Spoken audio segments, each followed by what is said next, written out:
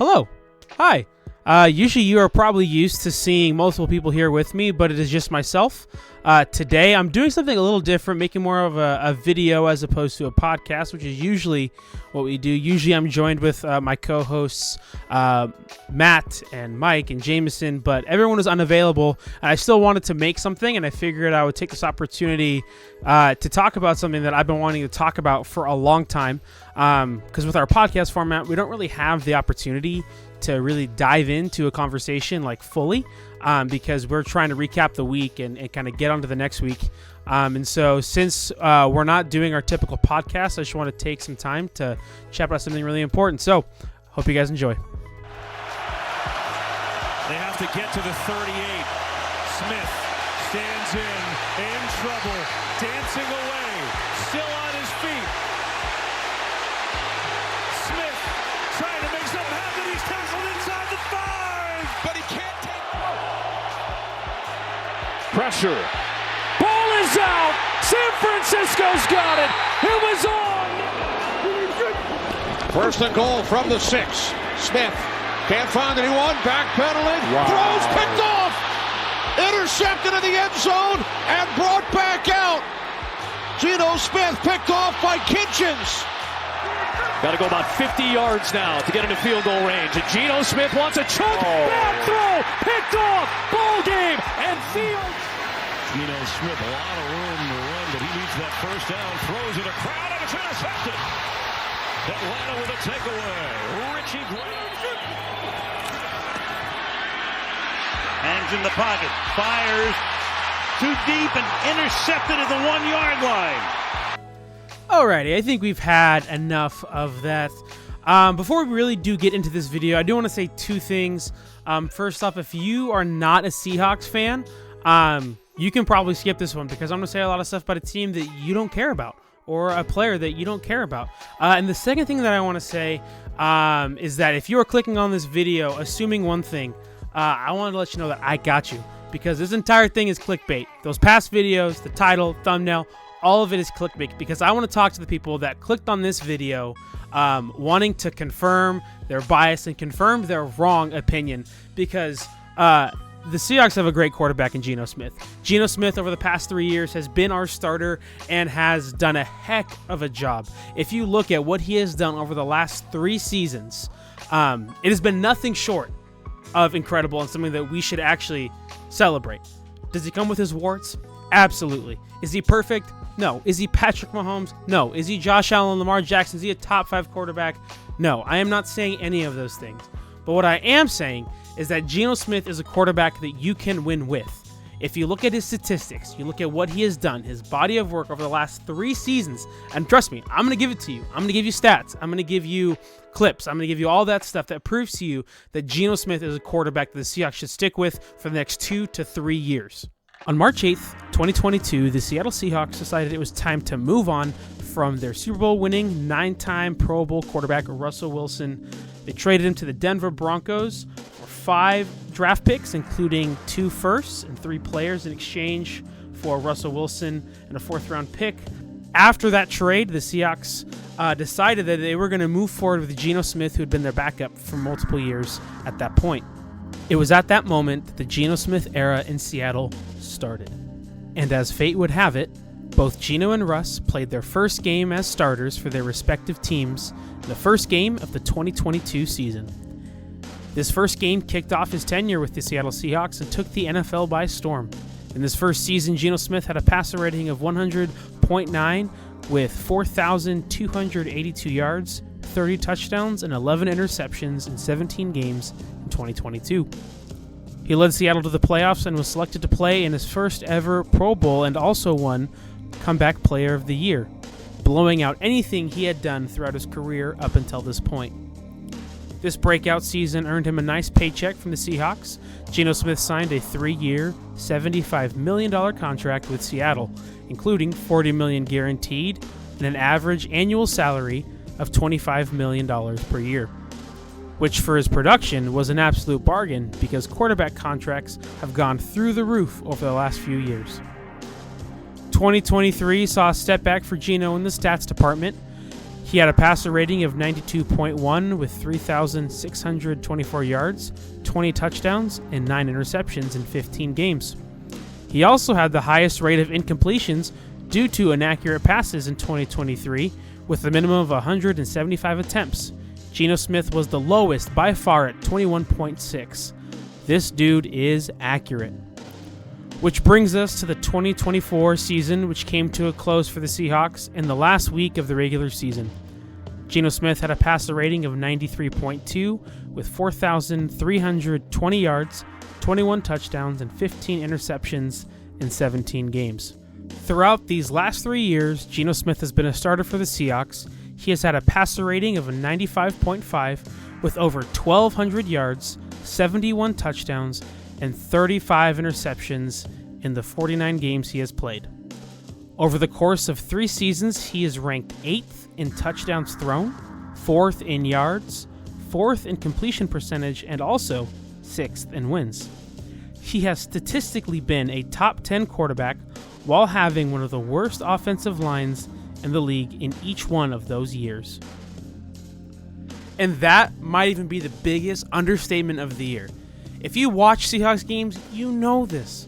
Ever since Seattle traded away center Max Unger, they have been a bottom offensive line. If there is one thing that you can count on, it's death, taxes, and a terrible O-line from the Seattle Seahawks. The GM John Snyder has come out and said he believes that O-line positions are overvalued, and that shows up in the construction of this team. The interior has always been a massive liability.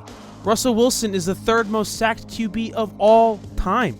He's 11 behind first place. He's probably going to beat it this year. And you know, since Geno has been the starter, he is the 2nd most sacked quarterback behind Russ himself. He's been sacked 127 times over the past 3 seasons. This year in 2024, he was the 3rd most sacked QB with 50. Out of the top 5 guys, he was tied with completion percentage at 70% with none other than Joe Burrow. And on the season, the 2024 season, Seattle allowed a 39.4 pressure rate, which ranked 30th, and 8.3 sack rate, 24th. They struggled whether opponents blitzed or not. It didn't matter. You could get to Geno Smith. And in 2023, he ranked 5th among qualified quarterbacks in pressure dropback rate at 40.3%. And in 2022, he was pressured 40.3%. So this guy has been pressured ever since he's been a starter at 40%, almost every other dropback. The supporting cast around Geno Smith has always been an issue. It's a miracle that they have won 9 to 10 games over the past 3 seasons. The run game was absent this past season. They ranked 28th in total rushing, hanging around the likes of the Cowboys, Browns, Jets, and Raiders. Geno Smith is the reason the Seahawks were even in the playoff hunt in the first place. I also want to include the defense in this conversation, which plays a big role on the offensive side of the ball.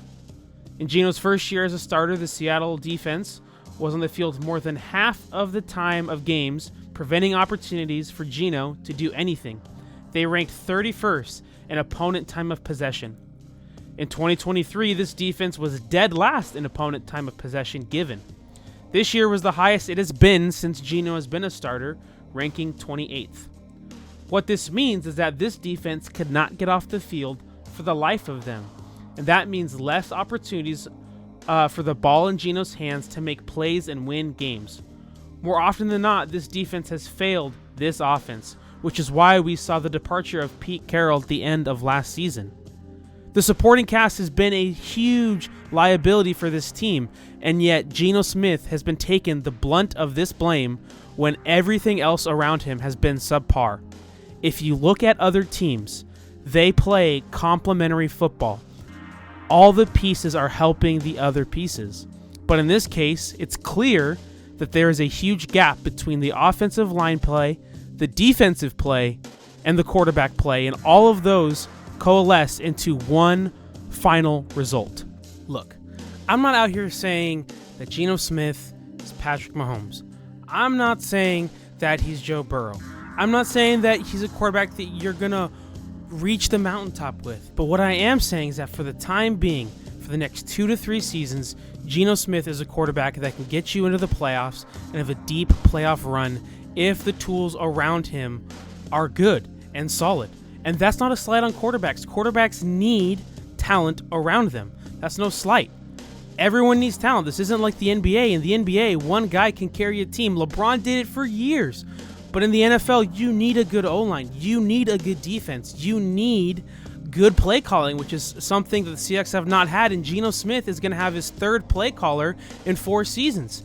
These things fluctuate and they change. And that's not good for a quarterback. Listen, it's important for us to not just come out here and look at the stats and make our claims. Look at the film. Look at the supporting cast. Look at what's going on around him. All of those are important. If you just want to come out here and say, oh, he doesn't have this many touchdowns or he has this many picks, I think that is a super lame way to have this conversation. It boils it down into its simplest form instead of looking at everything else around him. Geno Smith is a great quarterback. He's a good quarterback. He's someone you can win with. He's a quarterback they've won because of. Look at these other teams that have similar statistics in their offensive line play, in their running game, and they are bottom tier teams, and yet here we are in the playoff hunt every single year. John Schneider needs to address this O-line. They better be using their draft picks to get that figured out. And by the way, Seahawks need to extend him to a 2 to 3 year deal. It needs to happen at $35 million. That's a steal. That's a bargain for what you are getting for quarterbacks at double the price. For those of you Seahawks fans that are just purely emotional, who get outraged after he throws a bad pick and goes and tweets on Twitter, whatever it may be, look at everything around him. He is a good quarterback. I'd put him up against most quarterbacks in this league to win you games. He's done that. He's proven that. There's nothing more that he needs to prove. So for those of you who come on here and flame him or are going to come at me, which I don't think is going to happen, you clearly don't know ball. All right. I just proved it to you. Geno knows ball.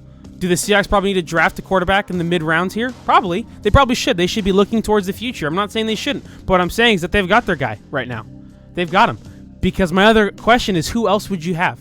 Who else would you put on to replace a guy who throws for over 4,000 yards, 25 touchdowns, and has a completion percentage of 70%? You're not going to find that. You're not going to go find that anywhere. He's accurate, he's mobile, he's a good leader, and he wins games. That's what you want for a quarterback. You don't need a Patrick Mahomes, you don't need a Josh Allen or Lamar Jackson to get this thing done. So that being said, I want to thank you for watching this video. Let us know if you want more content like this. This was fun and enjoyable little side project for me to do while everybody else was busy. And if you want more of this, just let me know. Feel free to like and subscribe. Hopefully, we will see you next week for our next episode of Sportsify. And for that, stay tuned.